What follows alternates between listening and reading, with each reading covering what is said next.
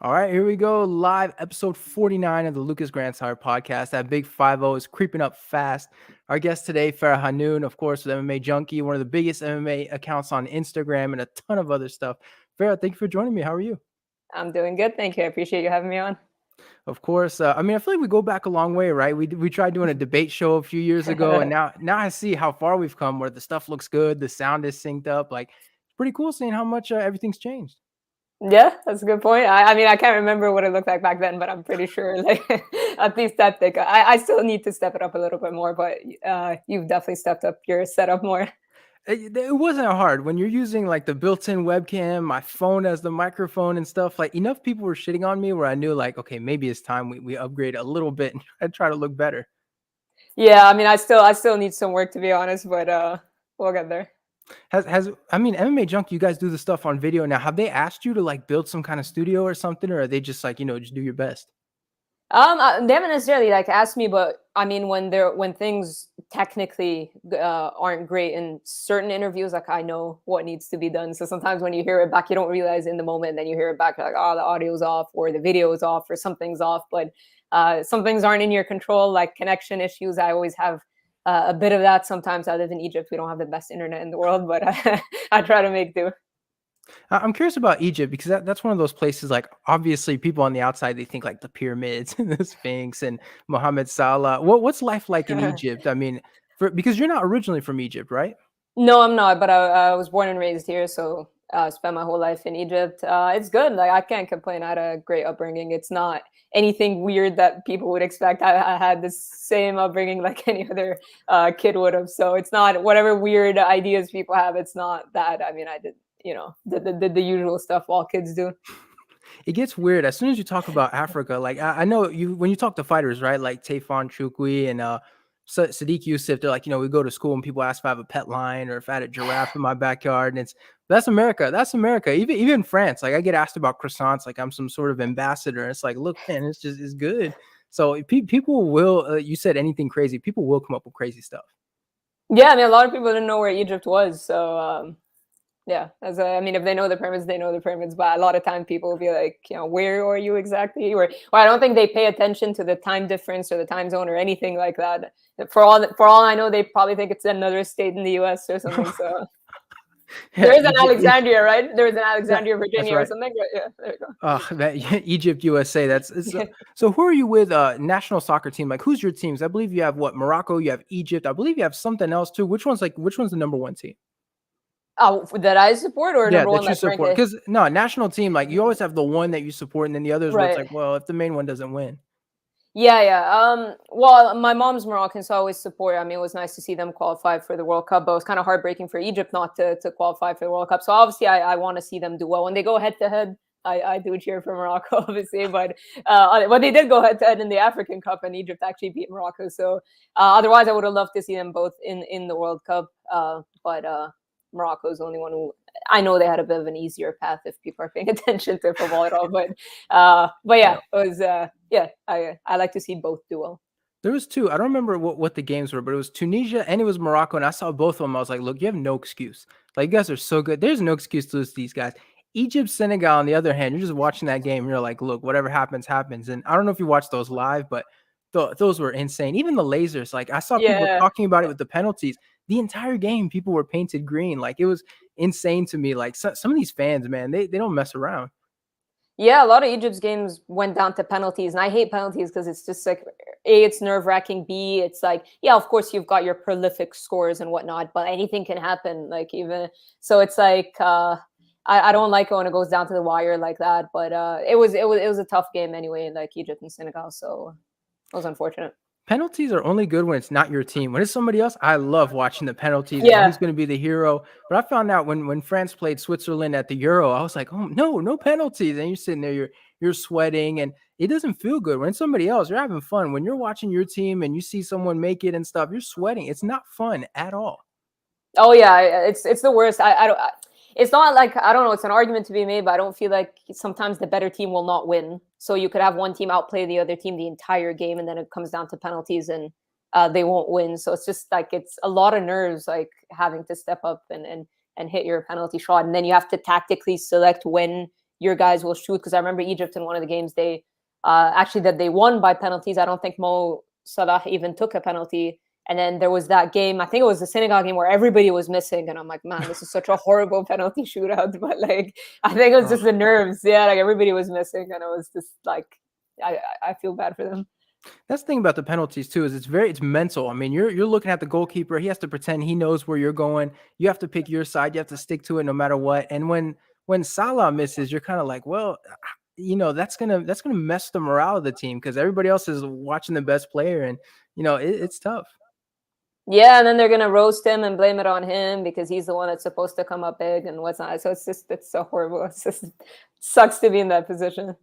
I do have to say about the Egypt team, though, as a French person watching, they do have a player you notice instantly, Trezeguet, right? You see that on the back of their jersey, you're like, oh my, what? And then you find out, like, oh, we named that because I look like David Trezeguet, and I don't want to be that guy, but who said he looks like Trezeguet? I mean, he has a hair. He doesn't even have the patch here. I don't want to be that guy, but for me, he looks nothing like David Trezeguet. No, I don't blame you. I kind of surprised. I thought he maybe looked up to him or something like that. That's what I initially thought when I saw his name. Obviously, I knew that wasn't his name. It's exactly the most Egyptian name. But like when I saw that in the beginning, I thought maybe he looked up to him or something like that. I didn't know the backstory, but yeah, I agree with you there. But that would have been an odd player too. Like out of all the great strikers we had, like if he came out like Thierry Henry or something, like that makes sense. But Trezeguet, like, that's specific. Like you're really showing people, like I know my guys. Like David Trezeguet is very specific. Yeah, he's good, but yeah, you're right. That would be. You never know with these players and their backstories or why they would be a fan of a certain player or whatnot. But yeah, that would have been a bit random. Yeah, exactly. So you said your mother's from Morocco. I have to ask because it's tradition in my family. Every time we meet an African person, we have to ask if they speak French. Does your mom speak French, and most importantly, do you speak French? My mom is like fluent. Moi, je parle, je Oh, comprends tout, mais je fais des fautes grammaticales un peu. well, there we go. Perfect. That's the thing, though. It's tough. It's tough to keep up with languages like that when people don't speak outside of it. So now it's very good. The thing is, it's like languages are such a confidence and practice thing. So as an interviewer, I don't know, like if I talk to like Cyril or Manon, I don't know if I have that confidence to interview them in French. If I'm in Paris and I'm in the streets or something like that, then sure, because who's judging me, right? I can make as many grammatical mistakes as I can. Sometimes I do. It's just like French grammar is so complicated, It's and hard. until today, like. And the thing is, a lot of times because I'll speak a lot with my mom just as a practice. And Morocco, we speak a lot of French. Like everyone can speak French in Morocco. So you can actually get away with not speaking Arabic in Morocco and you'll be totally fine. So if you went, like you don't need to speak a word of Arabic, you'll be fine. You can talk, anyone will understand you there. So it's like, so I can use it a lot there and I like to practice. So anytime I'm out or I'm ordering something or I'm talking to someone, I always speak in French, even though I probably should speak in Arabic, but like, it's just a good way for me to practice. And obviously anytime I'm in France, I love to go. That's one of my main reasons so I could practice. But no one's judging me there. As an interviewer, I feel like I can be making mistakes. So that's why I don't have that confidence to interview someone in French unless I really, really have to. That's what happened to me. I've only done one interview. I didn't want to do it because I was like, look, there's a difference. You know how to do something in English. You don't necessarily know how to do it in another language. And it was Saladin Parnas, his PR guy with KSW was like, you have to do it. Nobody else will do it. So like, fine. And it was so bad. Like we had to do it on WhatsApp from my phone. And like he sits down, he's got tons of people behind him. Everyone's talking the entire time. I just start sweating because it's like, it's my first language, but all of a sudden you have all these guys looking at you and he's not a great interview, but he knows that. But the whole time just thinking, oh God, are the words I'm saying in the right language? Can they understand? Did this make sense? It was just, by the time it ended, I almost wanted to apologize. Like, my bad. Like, I think I went in over my head on this one.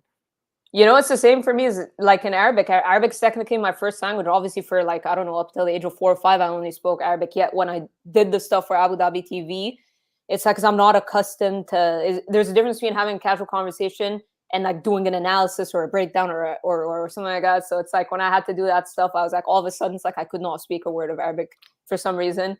Just because I'm so accustomed to doing it in English. So I understand you. Like it's not that easy. That's how it was when I went to France too. Like I realized, like I'm used to speaking to my family, and in France, and some languages are like this too, where there's like a formal, informal way of speaking to people. And I realized, like, wait a minute, I'm not sure I know how to speak to people that aren't my family. So, but like you said, a lot of it's mental. A lot of the mental is just like nobody's judging you; they're just trying to understand what you're saying because you're being weird about it. Yeah, that's what I'm saying. Like if I'm like, if you told me, maybe not because this is recorded, but if you told me to do this whole thing in French, then yeah. But I'm like, if I'm interviewing you and I'm like, I'm the interviewer, I'm like, no, I can't be making mistakes. But if we're having like a casual conversation, I could do it. Like I'll make my grammatical mistakes, but like I always tell my mom, like my mom will correct me because I told her to. So it's like every time I talk to her, I'd be like saying something, and then she'd be like une. Like if I say and Yeah, something, I'd yeah. be like, une. I'm like, okay, and then I just repeat it. So yeah, like she'll do it to me even if we're in front of people. But I tell her to do that because it's the only way I could learn. I made that mistake with my grandparents. I was like, before school starts, I really want to make sure like I'm good, I'm on top of everything. So feel free. Ooh, those two people jumped on me. I mean, it was just every opportunity they had, slide across the table, like, And my grandparents, like the ultimate, like when you imagine the foreign grandparents where it's like they hate America. I don't understand what you do in that country. Like, you better not speak English at home. It's like, one time I was playing NBA 2K and he was like, yeah, I bet all your games are in English. Like, it's basketball. Like, who cares? Like, they just, oh man, it's funny how on top of it everybody is when it comes to languages and stuff like that. But it's a nice thing to have in your back pocket because a lot of Yep. people, when I tell them like I don't know how to answer when they tell me how many languages do you speak, so I'm like obviously English, obviously Arabic, and then I don't know if I should mention French or not sometimes because I'm like I can speak, I can fully understand, I'm not fluent, but then again you have some people who be like, oh, I speak like Spanish, and they can barely string two sentences together. So I'm like I don't know what you define, so I have to explain when people say do you like I say I speak French, but I'm not like fluent, but I could definitely carry a conversation with you, I can understand everything, but I just don't know whether to say like it's a third language that I speak. Obviously, my CV back in the day, I'm like, yeah, I speak French, I speak Yeah. French. But like now, it's like I don't know when people ask me, I'm like, I do speak, but I'm not fluent. Like I have to explain. I can't just be like, yeah, I speak French, you know?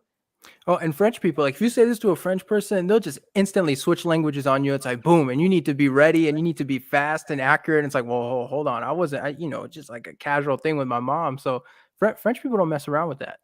And there's argot as well, so it's like if you're not accustomed to that, like I learned from French rap. I listen to a lot of French rap, so they Yeah. do, so I learned a lot from them. But it's like argot is a whole different thing. So it's like if people are speaking fast and they throw the argot in there, and it's just like sometimes it's a bit like whoa, like slow down. That's how it was for me. Like the slang, like I got to school and half of the time you're like, hold on, what does that mean? And then it's like, well, hold on, I'll trade you some French slang. You trade me some English slang. And then, it was fun for people. You'd be in the middle of English class, then you'd hear like our teacher would be telling us, for example, like, tell us you want to start a business deal. And then in the back you'd hear, I want a fucking business deal. And then instantly it's like, Lucas, what are you doing? I don't know. I didn't say it, man. You're out here teaching all these people these words. It's like, look, man, trying to broaden everybody's vocabulary and help in any way I can. There you go. But so for you, like when people ask you where you're from, like do you say Egypt, or are you one of these people where it's like, well, there's also Morocco, there's stuff elsewhere too? Like how do you answer that question? That's actually a good question because I always say it depends who's asking, right? So if I'm in Morocco, I'll just say I'm Moroccan. I just don't see a point in saying my whole family history but that's the issue I always have because no matter where I am, they just get that hint of like, you're Moroccan, but you've lived abroad. So they're like, what's the story there? They don't let it go. So I can't, like when I say I'm Moroccan, they don't let it go. They always be like, but your accent's a bit like, and then I go on to explain. But it really depends who's asking. Sometimes I go down because I mean technically like my father's Palestinian, my mom's Moroccan. I grew up in Egypt, so it depends who's asking. In Egypt, they kind of quickly find out, but they always tell me the accent. But I don't. Wherever I go, they say the accent, so I'm like I don't know where home is anymore. You know, like it's always a problem. Like I've never been somewhere they'll be like, yeah, you're from our country. You know, it's like if I'm in the countries that are neighboring like Palestine, whether it's like Lebanon, Syria back in the day, obviously before the war and stuff like that, they'd still ask me like even if I'm speaking the dialect, they'll ask me like where I'm from, and then if I'm in Morocco, they'll be like, where are you from? In Egypt, where are you from? So it's like I don't know. Like that's why I end up having to explain because they ask like they don't believe my answer, so it's like the full explanation comes out. That's how it is for me too, because people here will ask me like, "Where are you from?" And usually they mean like, "All right, what state are you from?" But in my mind, Right. it's like, I don't really claim that state. It's just, it happens to be where I live, but I'm from somewhere. My passport's from somewhere else, and then you have to decide like, do I want to spend 15 minutes explaining to this person where I'm from, or do I just want to be like, ah, fuck it? And it doesn't help that I have an accent, so I'll be like, yeah, I'm from France, and they'll be like, no, but you sound like you're from here. Yeah, man, it happens when you learn a language young. It's not a big deal, and then you get quizzed, and it's like prove how French you are, and then you'll hear like, okay, you're French, speak Spanish. It's like, come on, man. Like, what are we doing here? Like, I'm supposed to prove it to you. You don't even know what my language is. But it's a tough question. I struggle with that because you feel like what's the right answer? You're not trying to show off that you're from somewhere else, but Do you necessarily want to claim a place you're not sure you want to claim? Like it's a very tricky question to answer. It is, because a lot of times, because it's like I'm not Egyptian, but then when I tell people I'm born and raised here, they're like, "Well, you are Egyptian." Then be like, "Do you have the nationality?" And I'll say no. So it's like one of those things, because it's like for me, like I grew up playing basketball and I could never really play on a team because I didn't have the Egyptian nationality. So it's a little more complicated. Like they only sign players from abroad if they're professionals and stuff. And obviously, I wasn't a professional, so it, like a lot of times people tell me like, "Oh, what team do you play for?" And I say I don't, and they say why, and then I have to go on to explain. So it's like sometimes the explanation will come out regardless of what conversation I'm having or what situation I'm in. But yeah, but otherwise, like I'm content to, like, depending on who's asking, to just answer and be like, I'm from this place, but they just never let it go. There's always like a follow-up question. I'm like, well, and then I'll say, How is it for you in MMA though? Because MMA fans are not exactly the most welcoming or the nicest people. I think that's fair to say. What do people ask you where you're from and stuff like that? Like, do you deal with that in the MMA space?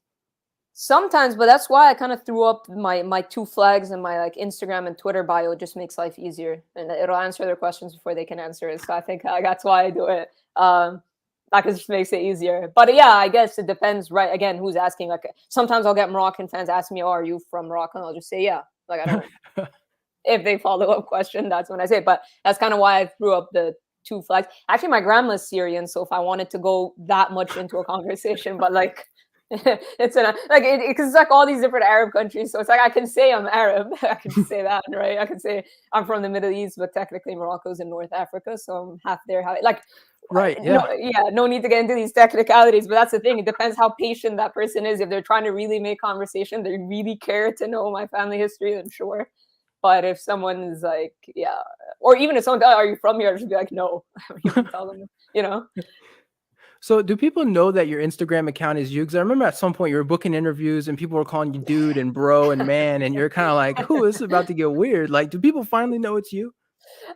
Not entirely still, but like I just can't be bothered to correct them unless it's like if it's a fighter and they're about to like talk to me. I think it's a little weird not to mention. So if they say if they say bro or dude, then I'll be like, by the way. But otherwise, if somebody like DMs me and goes, bro, is that fight still on?" I'll be like, yeah. Like I'm gonna be like, Fuck it. It's not worth. It's not worth yeah. it. What's the point? Like he's just asking if the fight is still on or something like that, or any news about this fighter. Dude, oh thanks, dude. I'll be like, you're welcome. You're You're welcome, welcome, bro. sis. So I don't bother. I don't see a need to like get into it. Like unless I'm about to talk to like if I reached out, if we spoke through that, then I'd tell you, because then it would be weird for like me to Yeah. pop up as a girl. So can you believe like how big the Instagram account has gotten? Because I know you must get this a lot, but like to see like it's become gigantic. Like they're legit. I see fighters all the time. Like I only trust the UFC news updates stuff. It's crazy how big it's gotten. Yeah, honestly, I obviously I am a little bit surprised because it was the first thing I started. It's kind of how I kickstarted my career. So it's like I had no idea what I was doing when I did it, and like it takes up so much of my time. I'm not as good with it as I used to be because obviously I've got other stuff to deal with. But yeah, I just didn't expect it to blow up like that. I mean, it hasn't been increasing as fast as it used to, because I used to be a lot more active on it and a lot better with it. It's like now I don't gain anything really from it in terms of like I don't make money off of it. It's not like anything, but when you've been doing something for so long, it's just so hard to let go. I can't imagine not running that page. It's gonna be the weirdest thing if I ever stopped. And I've contemplated so many times because it's such a burden. And I remember because I do the results as well, and someone's like, I remember like the only times I've ever not posted the results have literally been family weddings that have been abroad, because I'm like, I'm not going to sit, like not attend my family wedding. So it's like, I remember one time I was in Paris for my cousin's wedding, and that was like UFC New Orleans in 2015 or something. Didn't cover that. Yeah. And they would kill me. I'm like, geez, I'm sorry. Like Yeah. rare times where I have a life, because anything else, even if it was like a wedding of a friend or some event, like I could go back home early and watch the fights. These are rare occasions, and there's like time zones involved and stuff, and they kill me. And I'm like, I'm flattered that you care that much, but at the same time, like, cut me some slack for once. So I think 3 times, literally like 3 family weddings or like my best friend's wedding or something like that, were the only times I did not post the results, or like in the past 8 years or something, and they killed me. Like, are you serious? I was waiting for it. Like, I came back from work and I didn't find it. I'm like, I'm sorry. There's literally 100 other ways you could find out, but I'm sorry. Wait, so with the time difference, like what time do the pay-per-views come on? Because I assume you can't be that far away from France time. No, it'd probably be similar. I know it kind of like changes. Sometimes France are like an hour or two behind me. Sometimes the same, but because the time doesn't change in Egypt, that's why it Oh, stopped. yeah. It's better, Uh, much better. yeah, easier. Yeah. But now the difference between Egypt and Eastern is 6 hours. Egypt and Pacific is 9. Just recently, before the U.S. changed their timing, it was 7 and 10. So pay-per-views will go until like 7:30, depending on the main event. When you've got like title fights back to back, if Yeah. they go 5 rounds and stuff. So that's how I used to love it when Francis Ngannou was main event, because Yeah. I would start prepping like to go to bed, because I just know, and like 1 minute in, like I already have everything like packed away and I'm ready to go to bed when Francis Ngannou used to fight. It was so good. But I mean, other than his last fight, but yeah, other than that, Yeah. it's a bit hard. But these pay-per-views, like, I don't know why I didn't think of it. I moved to France and I was like, all right, cool. I forgot which pay-per-view it was. Like, here it comes. And then I looked at the time and I was like, oh, that's 10 p.m. Eastern time, United States. And I was like, oh man, you have to wake up at 4 to watch the card. And plus, I was with my grandparents at the time. So they're having breakfast by the time I get to the main Yeah, event. And yeah. and and they're like, oh, where's that weird wrestling thing? It's like, well, hold on, please don't call it wrestling. Okay, this is real. But then, half of it is just like, well, it's like a boxing. It doesn't matter. Look, I want to watch it. I know it's at say finishes, like you said, 7:30. It's crazy. And it can derail your whole weekend if you don't, have some kind of planning to go with it. Oh, 100%. Like it's brutal. I don't sleep before it, so I kind of pull an all-nighter, but I just Wow. anytime I'm away, but I was used to it from like being such a like diehard NBA fan when I was younger. So I'd pull an all-nighter and I'd go straight to school. And I was a Suns fan, so that specific time, so that used to be killer. But Yeah. when I was younger, I could handle it a lot better. Now I feel like I'm way too old. Like my health is like I feel my health deteriorating. Like when I was younger, I'd go to basketball practice. I'd like literally be awake for the whole 24 hours with no problem. Like now, I'm just like zombified. Like when I'm like up until like whatever 7:38, depending on the fight, and I'm just at that point it's very very exhausting, and it's hard to like fully focus on every single one of the fights like all the way till the end.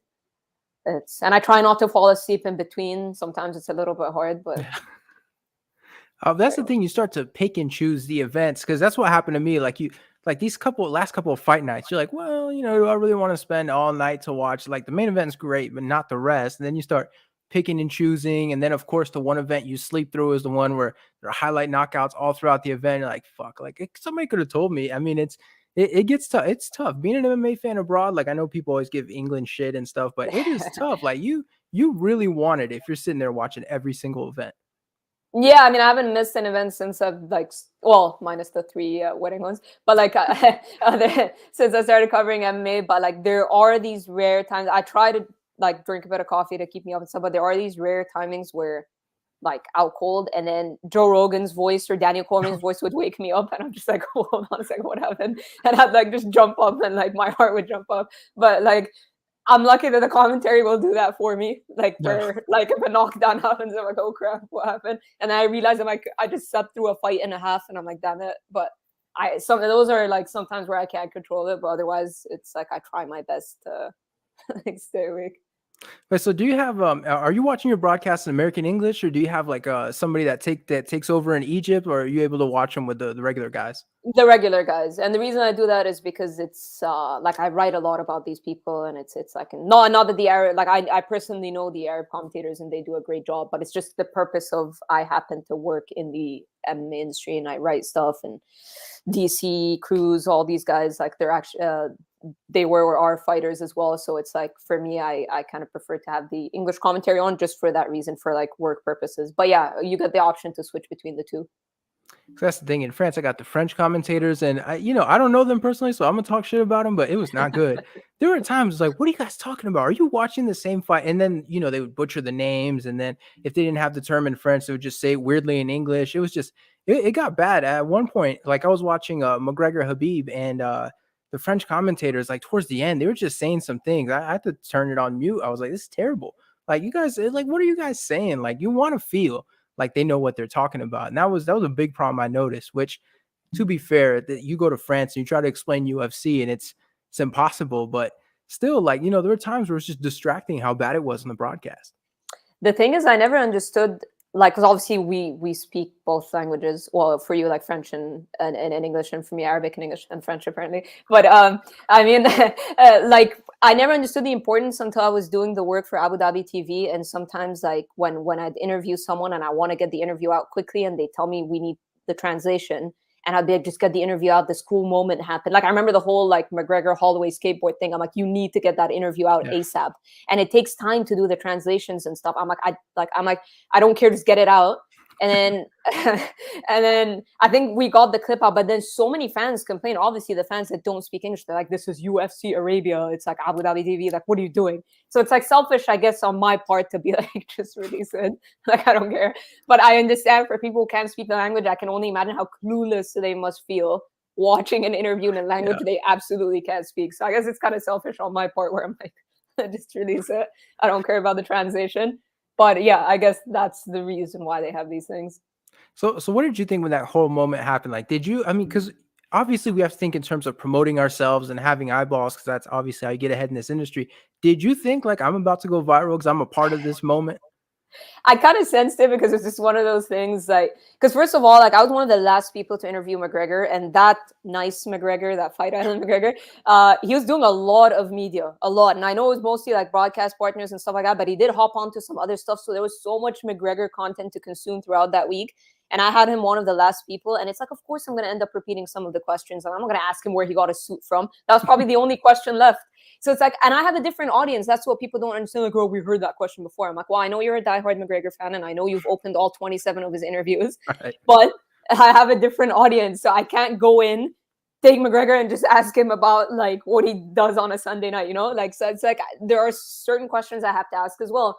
So when that happened, I'm like, ugh, and I'm like, I know I'm repeating questions, and I don't really watch other people's interviews because I try not to influence my style. The only time I'll do that is if I don't know anything about the fighter. So it's like if someone tells me interview this newcomer and I happen to know, because I don't know everything. So if I don't know them, then sure, to give that fighter respect, I will do my studying by watching their prior interviews or post-fight stuff or whatnot. But if it's a fighter I'm familiar with, I prefer not to watch other interviews just so I don't subconsciously follow their line of questions and stuff.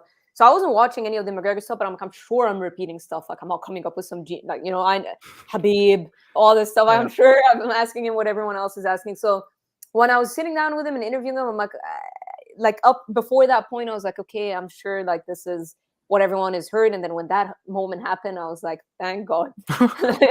Like, thank God I found my moment. Because the funny thing is like, so before I had interviewed Holloway a week before because he was fighting Calvin Kattar, and the cameramen for that specific interview were taking so long to set up, and I was feeling a little bit embarrassed because I'm like, Holloway's sitting there, he looks super drained. He was like staring into like nowhere. I'm like, oh God, I need to get his attention back because I don't want him low on energy in the interview. So I'm like, I need to make small talk.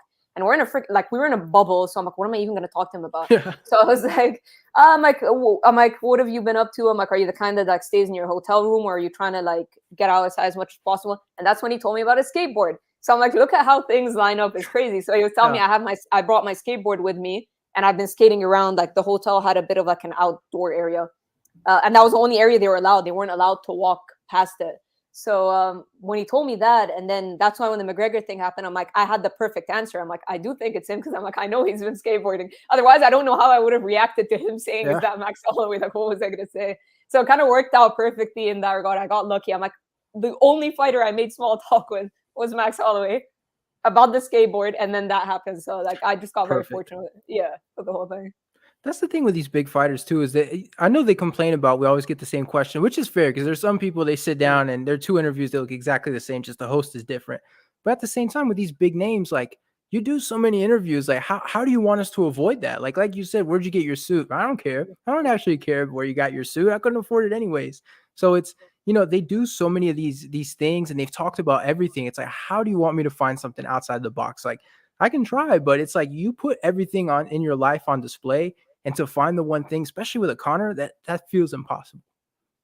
Yeah, and the thing is, like, people have to understand that people have different audiences. Like, at the end of the day, like, I'm like, I know obviously, like, the biggest name interviews, everyone's gonna watch theirs and stuff like that. But it's like, I have to take it like where I can try to make it a little bit different, but it's all about timing. Because sometimes if you get to talk to someone right before a fight, and then maybe it'll be different than when they have another fight booked or like a rumored fight. So sometimes you can get lucky where the topics will end up being different just because of the timing you're talking to someone. But fight week, it's like, Yeah. well, I mean, unless something drastic happens, like a brawl or something in the middle of fight week, which wasn't the case at all with No. Mr. Nice McGregor that week. So, like, there was nothing, like it was being very cordial and stuff. Otherwise, I'm sure I would have had plenty of stuff from the press conference, but I actually didn't. So that's the thing about interviewing someone like McGregor, right? Is you don't know how much of it is an act, who is going to show up. Like, what were you thinking before interviewing him? Because I assume, like, there's going to be eyeballs on something like that.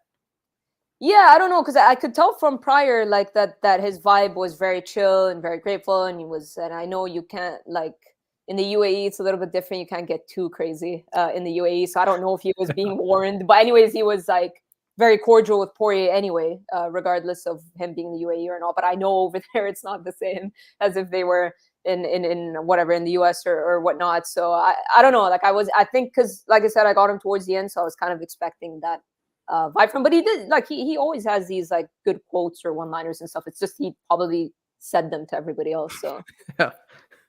So how boring was Fight Island? Because I knew it was boring when fighters were messaging me saying, like, my fight's in 3 days. Do you want to do an interview on board? Like, there's no way if they weren't on Fight Island that I would get that message. So I knew it was a problem. But for you, you're not preparing for a fight or anything. How boring was it for you?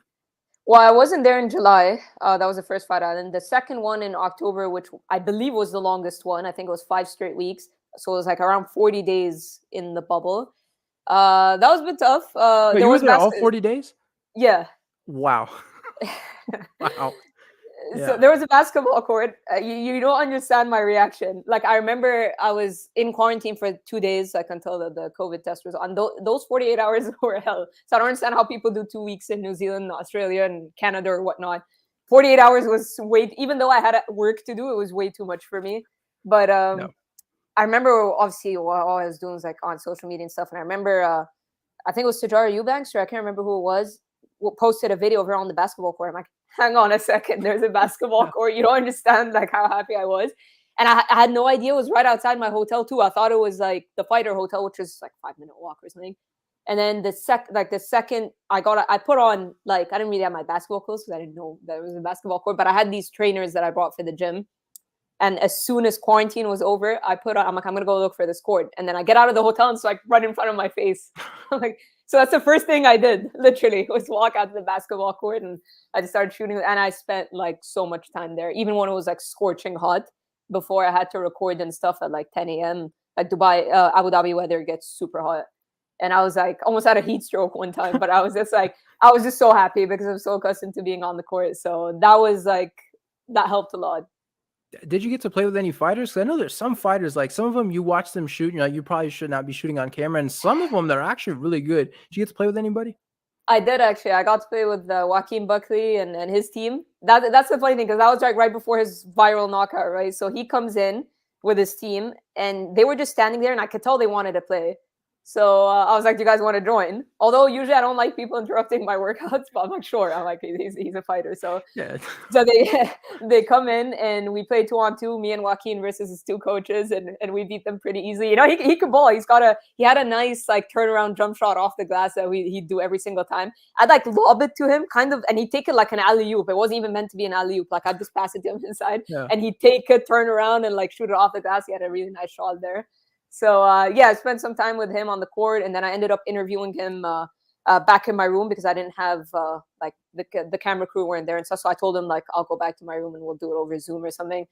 And then I got to know him well, and then he ends up pulling off one of the greatest knockouts of UFC, especially when he came in, like, he was coming off of that Holland loss and relatively unknown and stuff. So the whole thing was really cool. And then he ends up doing that. I was backstage when he actually did that viral knockout about to interview someone, and everyone backstage was like going crazy. So that whole experience was pretty cool. Is he one of those guys? Because, sometimes you'll do something with a fighter, and like in your mind, you'll think like, man, that bonded us for life. And then next time they see you, you have to reintroduce yourself. Did he remember you from basketball, or did you have to be like, we're playing 2-on-2 and the pass? No, he remembered. Because I saw this week, Alex Bahunin put up something where I guess he had asked Khalil Roundtree at a press conference, about what would you say to your younger self? And, he started crying and got really emotional. And he went on Khalil went on Brendan Schaub's show, and Schaub was like, "Oh, who asked you the question?" And many people in that situation, you're waiting for the alley oop because you're like, "Here we go, my time to shine." And then Khalil goes, "Oh, Paul Felder," and he was like, "That Well, break." He's like, "That breaks my heart." Paul Felder wasn't even there, but I was telling him like that happens so many times where you oh, it's think like happened. Yeah. Yeah. you're sitting there, you're like, "This is all me. Here we go, my time to shine," and nothing. Not even like, "Oh, that dude," or nothing. You just sit there and you're kind of sitting there in it, like, "Damn!" Like I really thought, I was about to get a shout out. Yeah, it happens. I guess because some people just by nature are more attentive than others. I guess. But yeah, I guess because I spent like a significant amount of time on the basketball court with Joaquin, so it was a bit different. Like we played a full on like game, and it went on for like an hour or something. So it wasn't like a short exchange. So I guess. So how good are you at basketball? I know when you ask someone that question, like when you ask someone here, everyone was a double double in college, and then the knee got to him right before the draft while they were working out for the Celtics. But like, how good? Because it seems from seeing clips and stuff, it seems like you're not one of these people. Like you'd be one of the first people would select on their team. I feel very weird to rate myself, but Yeah. if I could say anything, I'm a really good jump shooter. That's kind of what I'm notorious for. So that's my thing. That's what my reputation is that I'm a really good jump shooter, 3-point shooter. I'll just leave it at that. Cause that's the thing is you'll have some people they talk about their shot and stuff, and then you see the mechanics where it's like the arms all the way out here and stuff, and you're like, oh no, like shooting, like you watch people in the NBA and you think everybody can shoot. You get on a regular court, it's like no, there's one person that can shoot and that's really good at it. Everybody else is just dribbling and trying to look the part. Well, yeah, like I said, I feel weird rating myself, but Yeah. I've won my fair share of 3-point contests. That's all I'll say. So how did you get that good? Like was that something you practiced or is that something you realized like okay, this is where I'm good at, so this is what I'm gonna focus on? No, it was just like I started playing at 14 and kind of just felt like I played every sport growing up. But when I started basketball, it was like the latest sport I kind of tried. I kind of fell in love with it instantly, and I was a good shooter instantly. It was one of those weird things where as soon as like people were still teaching me like you have to hold the ball like that, you have to like I was clueless. But like after a week or so, I started to knock it down. So I like quickly became a good shooter, and I just became obsessed with the feeling of the ball going through the net. So I'd go for hours and just like plug back in the day the what is it, iPod. Oh yeah. Plug in my I plug in my iPod, and I used to always wear those like Adidas track pants, and I'd like zip it close on the, and I'd always buy the Nano because it was small and it wouldn't like fall out of my pocket, and I would just shoot for like 5-6 hours. And I just keep working on my shots. That's what I always tell people. I'm like, I didn't wake up and become a good jump shooter. I really, really put the work in. So it's one of those things. So I just used to go, and I used to love, and I used to do it on my own. Never used to talk to anyone until obviously I got to know a lot of people. But I'd go and just shoot for hours and hours, like because I wanted to play basketball when I was younger. That's the only thing I wanted to do for a good portion of my life until I ended up here. So how did you end up like right now? You is it fair to say you're full time in MMA? Like that's when people ask you what you do for a living, it's like officially reporter for MMA Junkie. Yeah, like freelance by title, but yeah, that is my job. Yeah. That must have been pretty cool when they got the call. Like I know for me, because you and Nolan kind of got picked up at the same time. I remember just sitting back and seeing that. You're like, why? Like, there's something good about seeing good people in the industry get gigs. Sometimes you see some people are like, fuck, how did they get that? But with you guys, it was like, wow, like they've been busting their ass and they got it done. Like, how did it feel for you when you got that call or email or however they did it? Like that, you must have felt pretty accomplished in the moment. Yeah, definitely, because I was starting to get very, very burnt out. Like, just like what we talked about before, being halfway across the world. Like, I don't even remember the last time I've had a good night's sleep since I've started covering the sport. So, just the countless number of hours trying to cover the sport, people not showing up to interviews at like 4 or 5 a.m., like you questioning what you're doing, pressure from my family, like, get a job, like, get a real Yeah. job, do something, do something with your life. And so, and it's very weird, like, where I'm from and how I grew up for me to end up in a career. Like it's not common. Like I know sports journalism in the US is a very common thing to do. It's like a degree to study even, but like for me, it's like it was, especially MMA, a sport that isn't really popular at all in Egypt. It's like, what are you doing? So it's like I had I had a lot of pressure in that regard. And my dad wanted me to get a job. He's like, get a job while you're doing this. And I'm like, I can't have one foot in the door. I'm like, this needs all my attention. So it's like a lot of times I would get super, super burnt out, and I isolated myself like socially so much. Like I wouldn't even see my friends anymore and stuff because this was like consuming my time. And I was just worried about booking an interview or catching up with the fights and stuff. And it's still hard till today, like with the time difference and everything. I don't have too much of a life until today. Like I have a better balance of things a little bit, but I still don't really have much of a life. And it's just, even my health, I feel like deteriorates in this process as well. Like that's why I try to be on the basketball court as much as possible, because I'm like, I feel like I'm going to reach a point where I'm just like, I don't sleep. And I'm contradicting myself, because you want to rest instead of like be on the basketball court. But it's just, for me, it's like, it's all a little bit crazy. I haven't been on vacation in years. Like it's just, it's hard. Like it's, it's not like I'm saying it like a fellow media member, but like when I talk to somebody outside of this, I'm like, Yeah. it's hard. It's hard.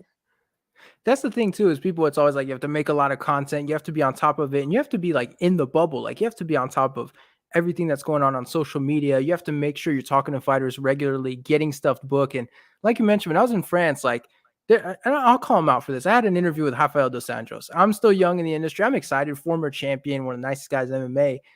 Scheduled for 3 a.m. So, you're like, ugh, I'm gonna wake up ahead of time, make sure I get ready. And then, 3:15, you get an email like, hey, he's not gonna make it.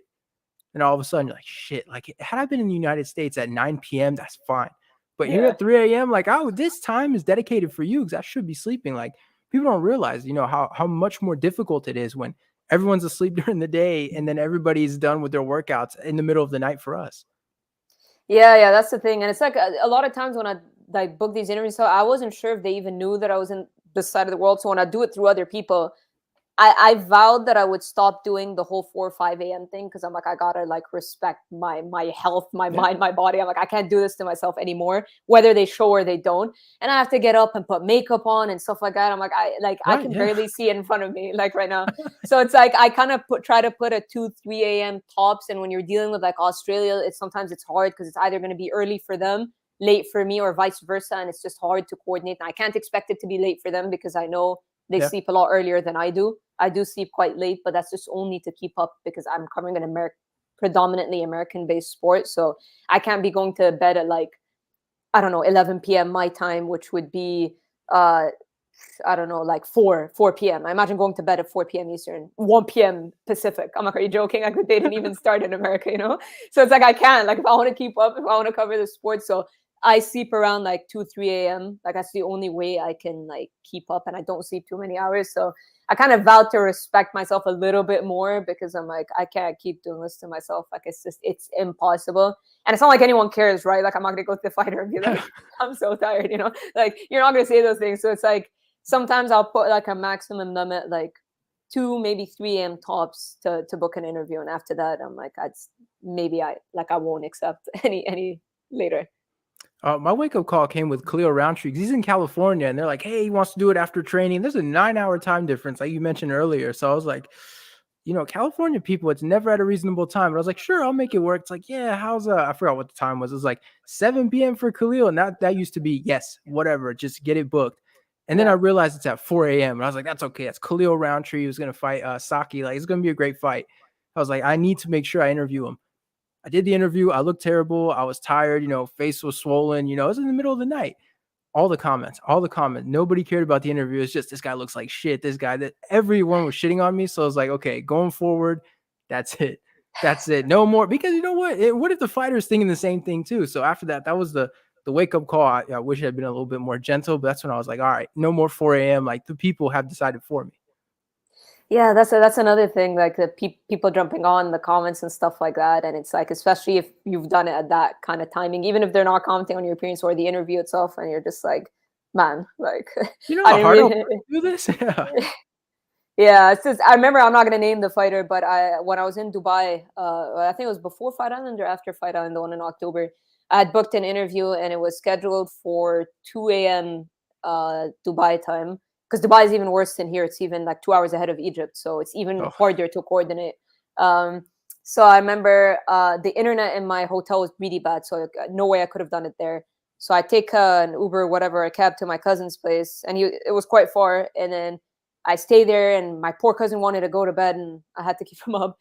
Fighter no showed, and then I had to oof. like pick myself up and take the cab back. And I'm just like, what am I doing with my life? This was recent though, but it's still like, it's the Ugh. moments like that just make me think like, geez, what am I doing with my life?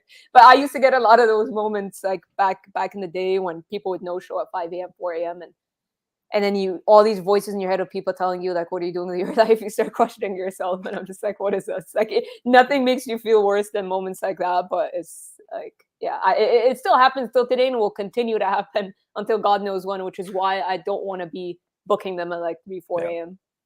The weirdest interview time for me was, you mentioned the Australia thing. Like, I had an interview set up with Tyson Pedro at like 7 a.m. So it was literally like I got up, showered, brushed my teeth, coffee, all that crap, to do the interview with him, and then run to go catch the bus to make sure I get to school on time. Like, that was the weirdest one. Like, I was like, man, I do things like at 9 p.m. Like, I just talked to him and I have a full day ahead of me. Like, that was, to me, that was one of the weirdest interview times. But the Australians, especially in France, that was so difficult to figure out a time because they're sleeping, but then they wake up and but you're asleep. Like, that one was absolutely the worst to try to book.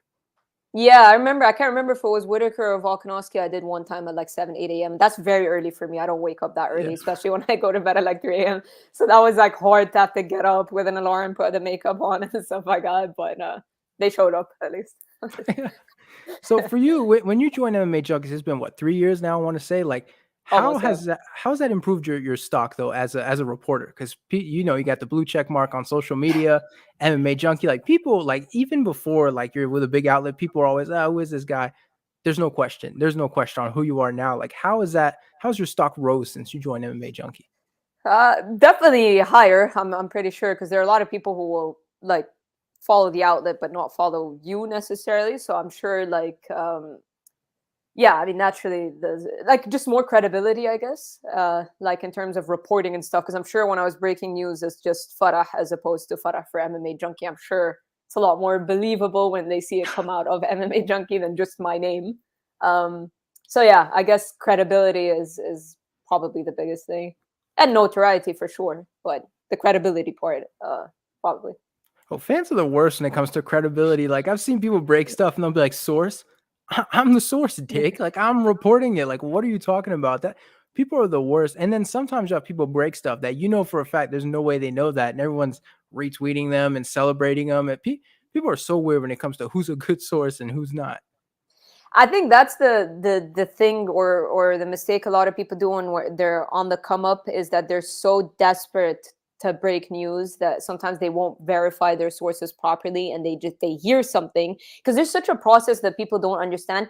It's not that it's wrong or you're lying or whatever. It's like a fight can be discussed, but one party can deny it, or sorry, like reject it, or they can say we're down for the fight, but we want it on a different date. There's a process to this. There's a contract. There's this. There's that. There's so many things that go into a fight being put together. It's not like uh, black and white, you know. So it's Yeah. like, so sometimes people will hear of something, but they'll get so excited that they heard about it, and it's not that it's false, but they just didn't wait to see if it was like confirmed or like both parties agreed, and they put it out there little too early, and then turn like the fight never gets reported or confirmed, and it's like you're lying or you're making stuff up, and it's not that. It's just that that person got a little too excited and should Yeah. have exercised a bit of patience. They were just afraid that somebody else would break it before them, and that's what everybody goes through when they kind of break fights and stuff. But it's just a stressful thing, the whole like breaking fights and trying to report stuff, especially when you're on the come up, because you want to get your name out there. So I remember experiencing that, but I also remember trying, like, making sure I was accurate, even though it was so tempting to put it out there. That's the thing. There's been a few, because I don't break a whole lot of news, but sometimes I will find out something, and your first instinct is like, go write it on Twitter, get your credit, have everybody sing your praises, and then you'll get the, oh, but this stays between us. You're like, fuck. Integrity. Like, I had one fighter, they're like, hey, I have to cancel the interview. I'm injured, but keep it to yourself. So like, ah, damn, like, I have this thing, like, people, and this was a big fighter. I was like, people will know my name. And then I get on Twitter, and it was John Morgan who actually saw that fighter at an event with a cast on and reported. I was like, fuck, like, 15 minutes later, like, I could have been that guy. Like, there's a few times where it's like, you do just want to jump on Twitter, write it, and you're like, everyone give me my credit, write my name in your website. So you have to hold it, because it's not worth it at the end of the day. Oh yeah, for sure. If like a fighter or somebody tells you like don't say it, like obviously you can't say it. But just the whole breaking news thing used to bring me like, because that's kind of like how I broke through. Well, Yeah. no pun intended. But like that's kind of how I got my name out. There wasn't so much the whole interviewing thing, because I was that kind of like happened later on in terms of like shining there. But that used to cause me so much stress. I never used to sleep, because it's like the time difference and waiting for somebody to respond to you and then confirming it and stuff. It was like a nerve-wracking process where I couldn't even leave my phone until today. Just being covering or like being in media, I can never leave my phone, and I hate that. Like I just, because I was never like that. Like when I was younger, I used to switch my phone off before I went to bed. I'm like, I miss those days. I really do. And it's like now I can't let go of my phone. So I always joke around with people I know, and I'm like, well, if I ever ignore your message, you probably should know I'm ignoring you because I'm always on my phone. So it's like technically I'm not gonna act like, other than me playing basketball, literally, because Yeah. as good of a shooter as I am, I can't like answer messages and shoot. But like it's I'm always on my phone, and it's like a sickness in my head. Like even when I'm sleeping, I'm like sleeping, but it's like almost like I'm sleeping with one eye open because I'm Yeah. always like, and I hate it. It's like I like sometimes I just want to throw my phone out the window and not care, but I can't not care. And I swear it kills me. Like it's like I don't getting like detached from it is impossible because it's all runs through social media, like Twitter and Instagram, everything we do, the news business, media, all that stuff. So it's like I hate it. Like I just, but I can't be away from it. I understand exactly what you mean because, like, I don't use my personal like I have had people from MMA try to add me on my Facebook. It's like I don't post anything. I don't go on my personal Twitter. I don't go on my personal Instagram. But the MMA stuff, like Twitter, you could get a DM at any time saying, "Hey, do you want to interview this guy or this or whatever it is?" Like I remember in France, since everything would happen while I'm asleep, right? So you'd put your phone down and you'd be like, "I really hope I wake up to a bunch of messages." And then you wake up and it's like two people answering you back for an interview, one guy asking you about this, or you just, you sleep going, I can't wait to check my phone in the morning. And it's just you realize when you take a step back, like that's so toxic. That is so Yeah. tough. Like I don't want to be glued to Twitter, but like if you stop, like there have been times I'll put my phone away. One time I interviewed Jeff Neal the same day the news came out that he had been arrested. I put my phone away for like 6 hours. Like I don't want to check it. I come back. My social media was a mess. I was like, "Fuck is going on?" And I look, MMA junkie, MMA junkie, MMA junkie. Oh my God, did you talk to him? Did this happen? Why? I was like, oh my God. The one time I put my phone away, but it's crazy how fast stuff happens. Like if you're not checking your phone constantly.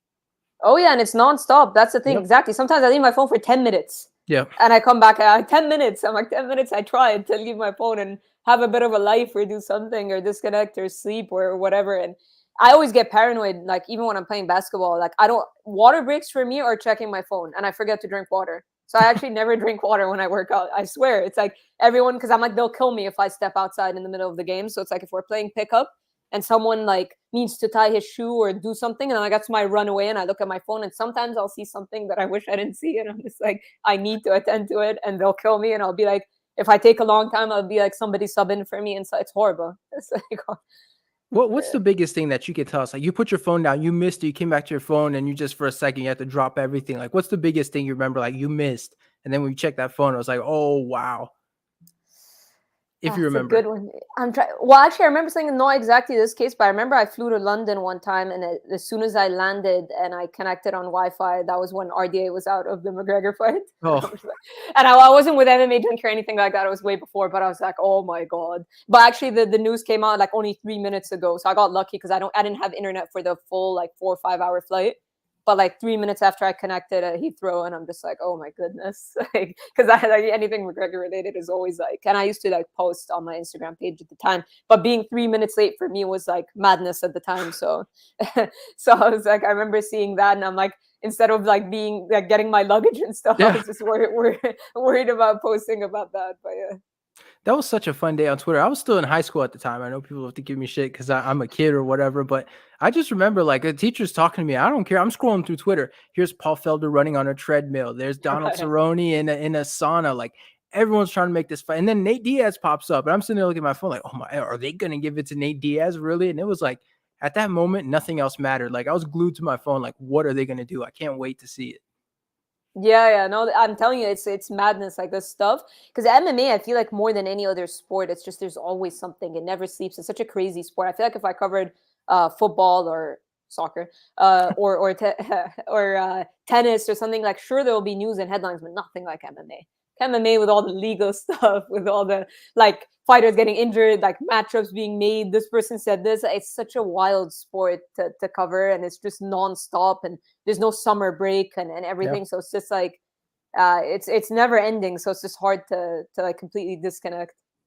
Oh, that was the worst. I mean, the legal stuff. It's like in my group chat, like I'm the only combat sports person. Like nobody else knows anything. And every time there's a legal thing, like hey, TMZ posted about this fighter, and there was 1 week.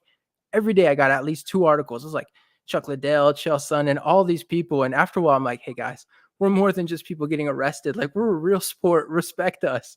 And it was just crazy because it was like, oh, TMZ, TMZ. It's like, come on, like, we're not just a bunch of savages, man. It's not actual human cockfighting. And these people were like, yeah, but this is the news people care about is fighters they've never heard of getting arrested. It's crazy how much people care about that. Oh yeah, it's the stuff that because it's the stuff that will garner attention from non-MMA fans as well. So that's why. But it's negative too, because every time I get Yeah. like, oh, did they beat their wife? It's like, no, it's like we do more than just punch people in this sport, man. Like, no, it's tax evasion or Chael Sonnen, it could be anything because that man's crazy. But yeah, I feel like with MMA, especially in France, in your case in Egypt, you're still fighting to like this is a real sport, man. It's not just some performance crap. Like, this is real. Like in the same way the NBA is real and stuff. It just doesn't get as much coverage as everything else. Yeah, like people look at me all weird when they find out that I cover MMA for a living. Their first question is like, why not basketball? No one understands why. Because most people that know me will know me from like basketball. So they'll be like, wait, what? You chose to cover MMA over basketball? And I'm just like, yeah, well, the intention was basketball first, but I don't know, last second decided to make a switch. But yeah. So how do you explain MMA people in Egypt? 'Cause I know in France, I gave up. People call it that weird boxing thing. I'm like, you know what? As long as you don't call it pro wrestling, I'll take it. Like it got to the point where it's like, look, it's not Muay Thai, but there are elements of it, and we can wrestle, but it's not pro wrestling. And in France, everybody's big on judo. So it's like, can you judo? I guess you can if you can figure out how to. Like, after a while, I gave up, and people were just like, my family was like, oh, you still doing that weird boxing stuff? Yeah, okay. I'll take it. We're not gonna do this every single time we have a family gathering.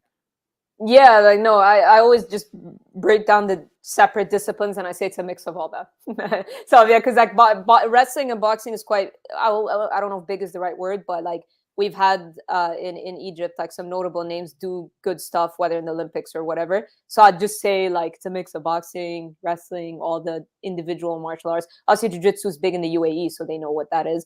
But I just like depending on how knowledgeable the person is, I'll just talk about the separate disciplines and I'll be like all of them together in one.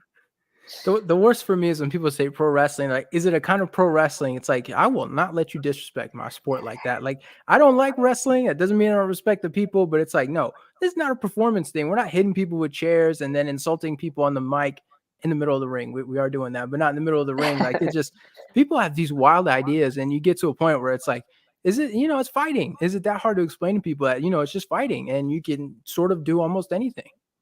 Well, it's crazy because pro wrestling is very popular here in Egypt. So that's the thing. That's what makes me wonder if pro wrestling can be this popular. Why can't MMA? And there's a lot of entertainment aspect these days in MMA. I understand if it was back in the day, but production wise, storyline wise, press conferences, all that stuff, especially if you've got the big names, it's pretty big. So I'm surprised. Like obviously, it's grown exponentially, especially ever since Habib beat Conor, Right. or ever since Conor came into the scene. So like most people would know Conor, they'd know Habib. And obviously Habib being Muslim, so that was a big deal for most of the Arab countries and stuff like that. So it got really, and then they did all the Fight Island stuff.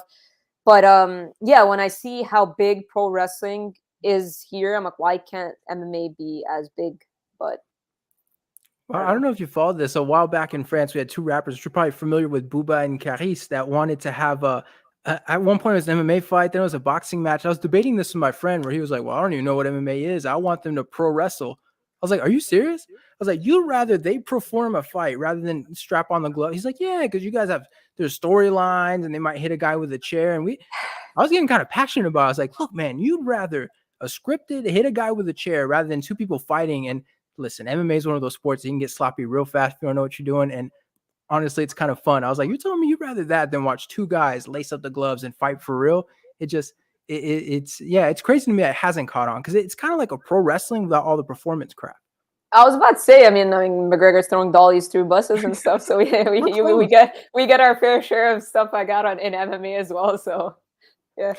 You mentioned the big thing, like, people knew Habib. In France, the big thing for whatever reason was Conor Mayweather, or I should say McGregor Mayweather. That was the one where everybody kind of knew what MMA was. And I went to, I remember one of my classes, people were talking about it. And in France, people are huge on betting.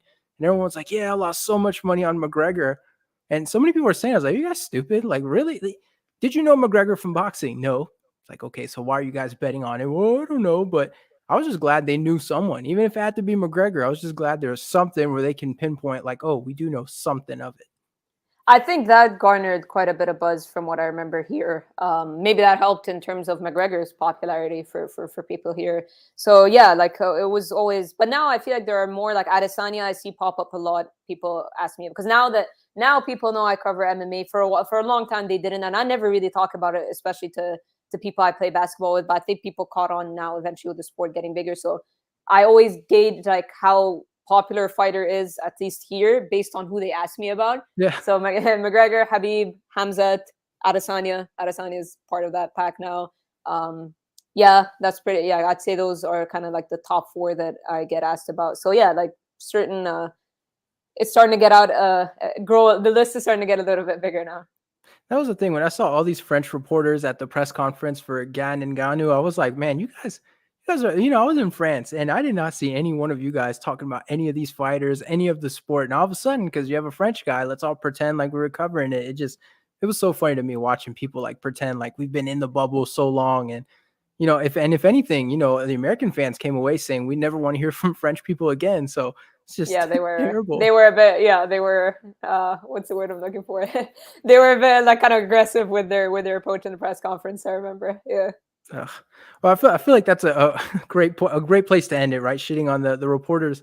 No, I Listen, did not mean I like France. I don't mean to. Like look, Paris is one of my favorite cities. I'm not gonna and I speak French, right? So fair enough, fair enough. It's like, what's your favorite type of bread? me? Are Yeah, you asking me? yeah, right now we're talking about France. Favorite kind of bread? I wouldn't it be super boring if I said a baguette? That's like No, the that's most. the right answer. That's what people need to hear. You say baguette, and you're good. They're like, all right, well, Farrah knows her bread. So with that being said, let's end it here. You have social media, you work for different places. So if you have stuff you want to plug, now's the time. Sure. On Twitter, it's Farah_Hannoun. On Instagram, it's Farah Hannoun. And on my other Instagram page at USC News Alerts. And of course, go to MMA Junkie. I'll leave it at that. All right, perfect. Farah, thank you so much for coming on. For the people that made it to the end, I feel like you deserve a special shout out because not everybody makes it to the end. So don't forget, like, subscribe, all that crap. And we'll be